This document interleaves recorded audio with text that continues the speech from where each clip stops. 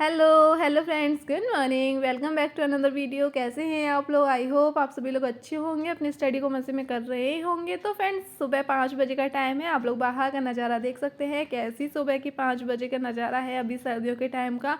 तो फ्रेंड्स, सुबह आज 5 बजे मैं उठी हूँ और उठ करके सबसे पहले जो दिन का पहला काम होता है ब्रश करना, तो मैं ब्रश कर ले रही हूँ। उसके बाद अंदर रूम में चलते हैं और देखते हैं आज का दिन है वो कितना प्रोडक्टिव हो पाता है। आज के दिन को हम अपना कितना प्रोडक्टिव बना पाते हैं और कितने आवर्स की स्टडी को कर पाते हैं। तो फ्रेंड्स, अंदर रूम में आने के बाद सबसे पहले जो ब्लैंकेट रजाई वगैरह है उन्हें फ़ोल्ड करके रख दूँगी, जिससे कि रूम थोड़ा सा ठीक लगेगा, ज़्यादा मैशी मैशी नहीं लगेगा। तो उसके बाद देखते हैं, स्टडी करने बैठते हैं। तो फ्रेंड्स, काफ़ी लोगों के क्वेश्चन आ रहे हैं कि आप DDSSB के लिए कौन सा बैच परचेस करे हुई हो या कौन सा बैच परचेस करोगी, किस बुक से पढ़ रही हो, क्या स्टडी कर रही हो। तो फ्रेंड्स, आज मैं उन सारी चीज़ों के बारे में आज बात करने वाली हूँ आप लोगों से।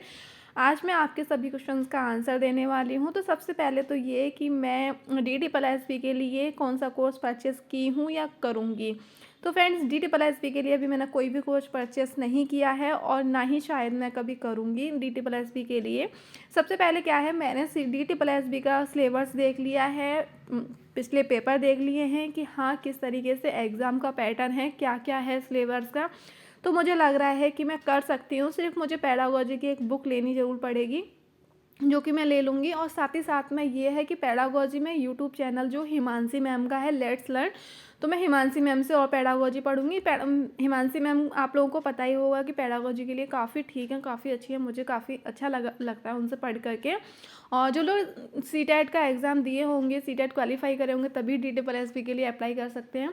तो सीटेट के लिए भी काफ़ी लोग हिमांशी मैम से पढ़े होंगे पेडागोजी, तो इस वजह से ना पेडागोजी मैं हिमांशी मैम से देखूंगी, साथ ही साथ में एक बुक और परचेस करूंगी। और देन उसके बाद तो जो बेसिक जो सब्जेक्ट हैं, जैसे हिंदी, रीजनिंग, इंग्लिश, मैथ और GA, वो मैं यूट्यूब से मैं करूँगी कवर। क्योंकि वैसे ज़्यादातर मैं सुपर टेट के लिए जो कोर्स परचेस की थी, तो वहाँ से ये जो नॉर्मल वाले सब्जेक्ट हैं वो ज़्यादातर मेरे हैंड नोट्स बने हुए हैं। और पेडागोजी के भी मेरे ज़्यादा नोट्स नहीं बने हुए हैं, तो पेडागोजी के लिए वहाँ से मैं कवर कर लूँगी।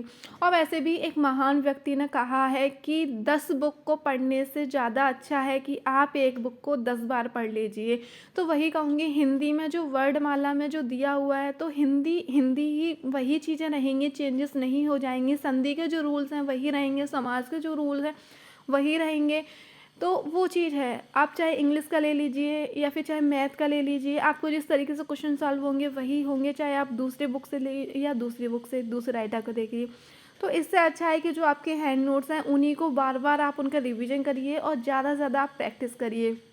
तो जो 5 बेसिक जो सब्जेक्ट हैं उनका तो मैं ज़्यादातर प्रैक्टिस ही करूँगी। और जो मेरे खुद के वो सेल्फ नोट्स बने हुए हैं, उन्हीं में कुछ कुछ चीज़ें ऐड करूँगी जो इस सिलेबस में है या फिर इसका जो पैटर्न है उस हिसाब से। अदरवाइज़ मैं उन्हीं को ज़्यादातर मैं प्रैक्टिस करूँगी। बस पेडागोजी को थोड़ा मुझे ज़्यादा अच्छे से डीपली पढ़ना है, क्योंकि पेडागोजी अभी मैंने ज़्यादा नहीं पढ़ी है, तो इस वजह से उसमें डीपली पढ़ना है। क्योंकि आप लोग पता ही होगा सीटेट में तो बहुत ऊपरी ऊपरी पेडागोजी रही है, तो उतना मैंने पढ़ा हुआ है। तो आई होप आप लोगों को पता चल गया होगा कि मैं कोई भी कोर्स परचेस करूँगी या नहीं करूँगी। तो अब चलते हैं अपने ब्लॉग की तरफ। तो फ्रेंड्स, मॉर्निंग का टाइम है, सबसे पहले मैं हिंदी पढ़ी हूँ। जैसे कि आप लोगों को पता है कि DDSSB में हिंदी मतलब हमारा जो लैंग्वेज है वो दोनों लैंग्वेज आनी है, हिंदी और इंग्लिश, 20-20 मार्क्स की। तो मैं वो 20-20 जो मार्क्स हैं उन सभी सब्जेक्टों को मैं बिल्कुल भी हल्के में नहीं लेकर के चल रही हूँ।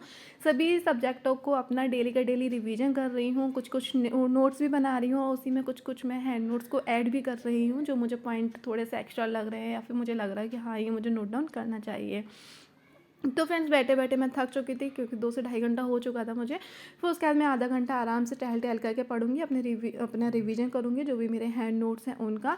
देन उसके बाद देखते हैं कि आज के दिन का हमारा क्या शेड्यूल रहेगा। क्योंकि हम कितनी भी टू डू लिस्ट बना लें, कितना भी हम अपना शेड्यूल बना लें, मॉर्निंग में टारगेट बना लें, लेकिन कुछ ना कुछ उसमें हेर फेर हो ही जाता है। क्योंकि जो बच्चे घर से स्टडी करते हैं, तो उन लोगों की पता नहीं कि दिन में कब कौन आ जाए, क्या हो जाए, तो थोड़ा सा हेर फेर हो जाता है। लेकिन हाँ, ये रहता है मेरा कि मैंने जो टू डू लिस्ट बनाई है, जितने सब्जेक्ट मैंने आज टारगेट किए हैं कि हाँ मुझे ये सब्जेक्ट में ये टॉपिक पढ़ने हैं, तो मैं उतना पढ़ती हूँ। बस ये है कि टाइम इधर उधर ज़रूर मेरा हो जाता है। तो फ्रेंड्स ये 9 बजे का टाइम है लगभग का, और अब मैं घर की क्लीनिंग कर रही हूँ। यहाँ पे झाड़ू पोंछा जो बेसिक काम होते हैं उन सभी को मैं निपटाऊंगी जल्दी जल्दी से, जिसकी मैं वीडियो ज़्यादा नहीं बनाऊंगी, क्योंकि अगर वीडियो बनाने में लग जाओ तो जहाँ आधे घंटे का काम होता है वहाँ पौना घंटा चला जाता है मेरा। तो इस वजह से अभी थोड़ा सा जल्दी जल्दी से काम ख़त्म करते हैं अपने, और फिर बैठते हैं अपनी स्टडी की तरफ। तो जब हार्डली मैं इन सारे कामों को, मैं जो घर के बेसिक काम होते हैं उसको मैं 2 घंटे देती हूँ। पूरे दिन का मेरा फिक्स है कि हाँ, तो सुबह का मुझे 2 घंटे मुझे अपने घर के कामों में देना है, जिससे कि क्योंकि जो लोग अलग जैसे पीजी वगैरह में रहते हैं स्टूडेंट, या हॉस्टल वगैरह में रहते हैं, अलग रूम लेकर रख के रहते हैं, उन लोगों का तो ठीक है कि झाड़ू लगाओ आराम से 3 बजे लगा लो, कोई दिक्कत नहीं है, 4 बजे लगा लो, कोई दिक्कत नहीं है, जब हमें ब्रेक लेना है पढ़ाई से तब लगा लो। लेकिन जो अपने घर से बेसिकली घर से जो स्टडी करते हैं उन लोगों का टाइम शेड्यूल होता है कि भाई जो घर की क्लीनिंग करनी है वो सुबह ही करनी है। तो इस हिसाब से मुझे सुबह के मुझे 2 घंटे आराम से मैंने दे रखे हैं, आराम से करती हूँ। उसके बाद अपना नहा धो करके फ्री होकर के आराम से मैं स्टडी करने बैठ जाती हूँ। तो फ्रेंड्स ये दोपहर का टाइम है, मैं आराम से नहा धो करके फ्री होकर के अपने बैठ गई स्टडी करने के लिए। और मुझे अभी लग रही थी ठंडी, तो मैंने आराम से मैंने हीटर चला लिया था बगल में, और वहीं पर बैठ करके अपनी स्टडी कर रही हूँ। यहाँ पर मैं जीएस पढ़ रही हूँ, और जीएस भी काफ़ी लोग क्वेश्चन करते हैं कि आप जीएस कहाँ से पढ़ रही हैं, किस बुक से पढ़ रही हैं, कौन सा यूट्यूब चैनल बेस्ट है।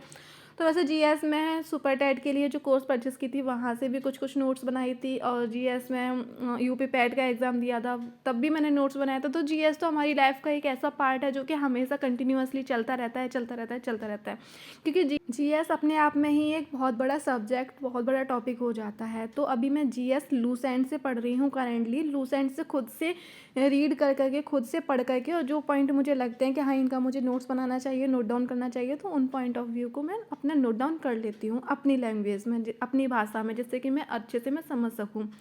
तो फ्रेंड्स इसी के साथ इस ब्लॉग का मैं एंड कर रही हूँ। उम्मीद करती हूँ कि आज का ब्लॉग आप लोगों को पसंद आया होगा। आज का ब्लॉग आप लोगों को पसंद आया हो तो प्लीज़ वीडियो को लाइक, चैनल को सब्सक्राइब जरूर कर लें। तब तक के लिए बाय बाय।